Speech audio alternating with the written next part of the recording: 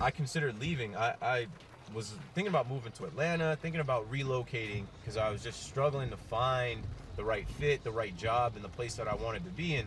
You know, I know that New York is market one. I know it's a tough place to make it. I know it's a tough place to exist. It's expensive, and I left my family and my friends in the shore area to pursue these dreams of, you know, making it in market one. And every time I get in the car, as I'm crossing that bridge and I see the city, I'm like, I am making it here. If you can make it here, you can make it anywhere. The last 12 months have been a transformation like no other for the Brooklyn Nets. Got it. Just as the club has seen tremendous growth on the court, its community off the court is thriving as well. Talkin Nets, episode 95. Wow, we are live in studio in the Bronx. John Boy Media offices with Nets Magazine here. Let's get it. I met John Boy through the Yankee world, through Yankees Twitter, obviously being a fan of his podcast, Talkin Yanks.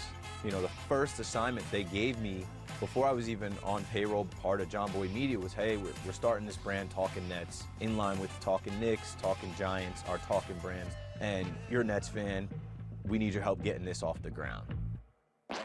Keith grabbed it after it got started and obviously brought his energy to it, which I think plays to that fan base. Whoa.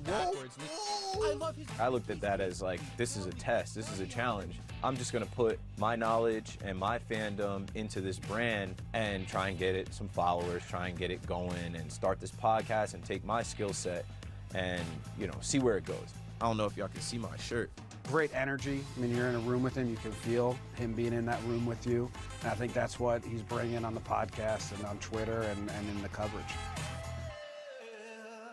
Keith McPherson and Hudson Flynn. Hudson Flynn, say what's up to the people. Man, what is up, everybody? This is a very special episode. You mentioned in the open, we got, yes, live in studio. So my role actually started long before I met Keith. I was doing the social media.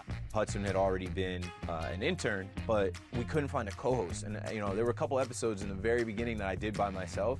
And I'm like, I can't talk about the game. It's like, you need someone to go back and forth with. The podcast doesn't sound right. So I started rotating different people.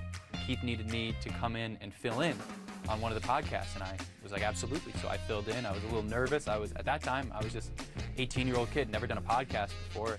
I don't think he was even expecting me to say on episode 8, hey man, you're up. And we did that, and I remember asking Jimmy, I'm like, where'd you find this kid? He's smart, he knows his basketball. I'm leaning towards upgrading him from an intern to co-host. I've been able to show my experience as a Brooklyn-era Nets fan, and Keith has brought his experience from being a Jersey-era guy, and we've had a great rapport, and I think people are really responding well to that. The Nets have so many good players. If you can't stop Kyrie, you add Kevin Durant, James Harden, who, by the way, leads the NBA in assists. The bearded one. Is a top 2 MVP candidate, but we know he's the MVP. It makes us feel great because Talkin Nets was just an idea, and it could have failed. There was so many points in the road that we could have scrapped the project and said, no, it's not going to be anything. The pandemic hit. What do? We don't have any games to cover. Talkin Nets could have ended right there. But as actual, real, true Nets fans, we weren't going to let that happen. Brooklyn. The podcast just kind of went from there, and then this season came, and things blew up, just like the Nets blew up. And it's just been kind of a crazy ride since then. It's really just been a mirror to the Nets' success, because as they've risen, so have we, and they've kind of brought us along on that wave that's really brought us to the point where we're at now. We always knew that, like, the work you put in is what you're gonna get out of it. Like, we've been putting in this work now for well over a year, and you know, here we are with Nets Magazine in the studio to cover our story.